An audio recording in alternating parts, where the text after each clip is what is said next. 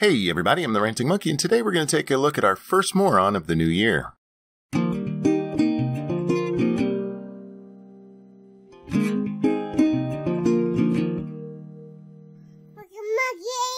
When Dave Chappelle walked away from his highly successful Comedy Central show, the world was a different place. Oh sure, we already had the PC police and social justice was on the march, but they hadn't become the overpowering force of utter stupidity that they are today. While I'm a fan of Chappelle and was happy to see him return to comedy in 2 Netflix specials back in March of 2017, I was really interested to see how well he'd be received. After all, a lot of his fans are millennials, and these days millennials seem allergic to humor. It wasn't really surprising to see the social justice crowd lose their damn minds because Chappelle made a few jokes about transgenders. Dave's return came after Bruce Jenner became the bravest person to ever live because he started calling himself Caitlyn and put on some high heels. He was so brave, in fact, that Glamour magazine named him Woman of the Year, despite him having to tuck away his penis to avoid unsightly bulges. Well, Dave has 2 new specials out, and the usual suspects are at it again. This time because he dared to point out the stupidity of some of the hashtag #MeToo movement. But it's okay, at least according to this article from Salon. Now, it's not okay because he made good points or because his jokes were funny. No. It's okay because he used to be poor. Oh, and he's black. Last year, Dave Chappelle signed a $60 million comedy deal with Netflix. His first 2 specials, Age of Spin and Deep in the Heart of Texas, debuted in March to mixed reviews from critics. Admittedly, I jumped the gun, calling him a genius after watching the first 2. Now I have to admit that Dave appeared rusty back in the spring. He had been out of the game for a long time and used some language that offended a lot of his fans, especially dealing with LGBTQAI culture. I don't know about calling Chappelle a genius, but the question is whether or not his jokes made you laugh. Guessing by the fact that you did call him a genius, I'm going to say they did. And I bet it wasn't until you saw some of the whining about the jokes that you decided you'd jump the gun. And that had fuck all to do with how really funny you thought it was. A bunch of whiny, intersectional cunts being upset over the language he used has nothing to do with him being rusty. The delicate sensibilities of a bunch of spoiled, perpetually offended douche nuggets doesn't negate the humor. You originally called him a genius, but because people got their itty-bitty feelings hurt, you decided he was off his game? That's fucking stupid. But I didn't realize how off the first 2 Chappelle specials were until he dropped The Bird Revelation and Equanimity on New Year's Eve. Now I can say with all of my heart that Chappelle is truly back. Chappelle has made a bit of a habit of crossing lines, to both acclaim and outrage. This time around, he acknowledges the criticism of jokes he made about transgender people, but rejects responsibility for fans interpreting them as permission to hate. If I'm on stage and I tell a joke that makes you want to beat up a transgender, then you are a piece of shit and don't come to see me. I love the phrasing there. He acknowledges criticism. Not that he agrees with the criticism, he acknowledges it. And what exactly did you expect Dave to do? Get up there and say, hey, I want y'all to go out and beat up transsexuals. The guy was telling fucking jokes. Jokes you thought he was a genius for, until people got their panties in a bunch. But now it's okay because he said don't beat up transgenders. If you watched that show and thought he meant you should go out and beat up transsexuals, you're an idiot. Contrary to political correct bullshit, sometimes a joke is just a joke. We are going to be skipping around a little bit. If you want to read the whole article, it's linked below. In The Bird Revelation, he wastes no time walking up to the line. First by boasting that he is so good at telling jokes he can get the punchline first. And so I kicked her in the pussy. That's a punchline that would offend anyone. Especially anyone sensitive to a joke about violence towards women. The crowd was so shocked they could do nothing but laugh. What in the fuck are you talking about? You think these people only laughed because they were so shocked they couldn't do anything else? They weren't at a fucking political town hall, for God's sake. They went to see a comedian. This isn't Bernie Sanders getting up there and going, I can start with the punchline. I kicked her in the pussy. This is Dave Chappelle. People who came to see him know his work and expect a funny joke to follow. They laughed because it's a shocking statement. Not because they were shocked and couldn't do anything else, but because it's ridiculous and funny. Laughing at this statement isn't saying you enjoy beating women, for fuck's sake. The author goes on to tell us that this joke actually had a deeper societal meaning. And there is a point to that, but what makes it funny is not that deeper societal meaning. It's the absurdity of kicking a woman in her pussy and starting a joke that way. And for the record, when you stop and explain a joke, you ruin the fucking joke.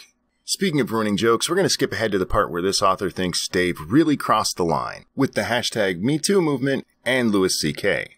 Louis was like a turning point, Chappelle says. All of these allegations were terrible. I shouldn't say this, but his allegations were the only ones that made me laugh.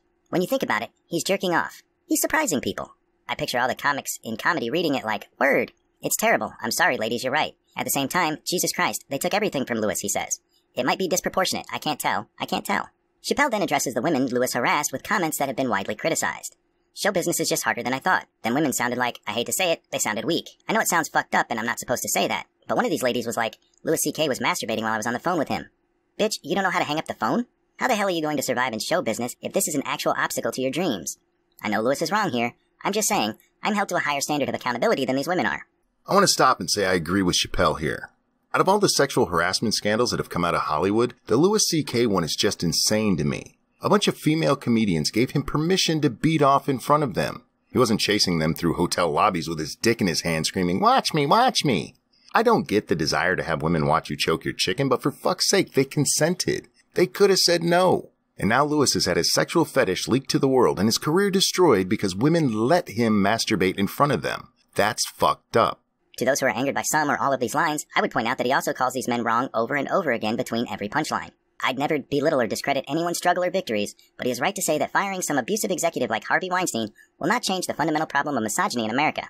That may have been Chappelle's overall point. I'd have to go back and watch again. I don't remember. But it's not the point of what you just quoted. The point of what you just quoted is that women are weak if they're letting a man masturbate in front of them stop them from their fucking dreams. Especially when they could have said no. Chappelle is part of a strong tradition of black comedy that birthed guys like Dick Gregory, Richard Pryor, and Paul Mooney, the harshest truth-tellers in history. It's a style that stems directly from the poorest black communities in America. Nobody is safe. Even your grandma can get railed on. And you better be careful, because her comebacks can make you cry. Humor, church, and storytelling have numbed the pain of oppression for generations of black people in America. And if you've spent time in one of those environments, you'll get it. This is the part that really pissed me off. Chappelle's jokes should be judged on their merit, not on his skin color or the economic conditions of his childhood. And frankly, there's nothing all that provocative about the parts of Dave's act that were quoted in this article that need any kind of defense. Telling a woman who's bitching that a guy was masturbating on the phone to hang up is just common sense. She's not a victim and she shouldn't be treated like one. She's an idiot who stayed on the phone while a dude came in his own hand. Far more importantly, we shouldn't be apologizing for jokes. This garbage started back in the 80s with the political correct crowd telling us that if you laugh at a joke that's racist, you're a racist. If you laugh at a sexist joke, you're a sexist. Well, sure, you could be sexist and racist and laugh at those jokes. Or you could find sexism and racism to be abhorrent and still see the humor in perceived stereotypes and not have a stick up your ass and get offended at everything. A lot of people have turned their backs on the Kilroy Free Speech event this April in Phoenix. I'll link to Mr. Mediker's video for those of you who have missed all the controversy. For me, I lost any hope for this event when I saw Andy Worski's stream where he explained his idea for a panel on the limits of comedy was rejected as soon as he brought it up. I believe free speech should be a fundamental human right, and comedy is an important part of that.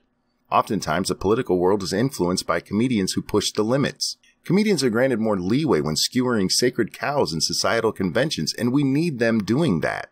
Comedy can help us deal with tragedy, see the world through a new lens, and yes, even make us rethink our own beliefs. Humor is subjective, and you're not going to like every comedian or enjoy every joke.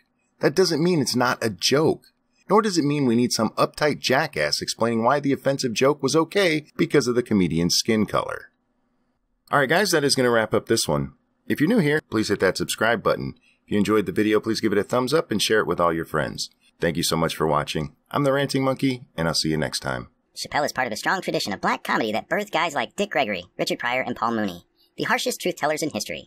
It's a style that stems directly from the poorest black communities in America. Nobody is safe. Even your grandma can get railed on. And you better be careful, because her comebacks can make you cry. Humor, church, and storytelling have numbed the pain of oppression for generations of black people in America. And if you've spent time in one of those environments, you'll get it. Your life makes me sad.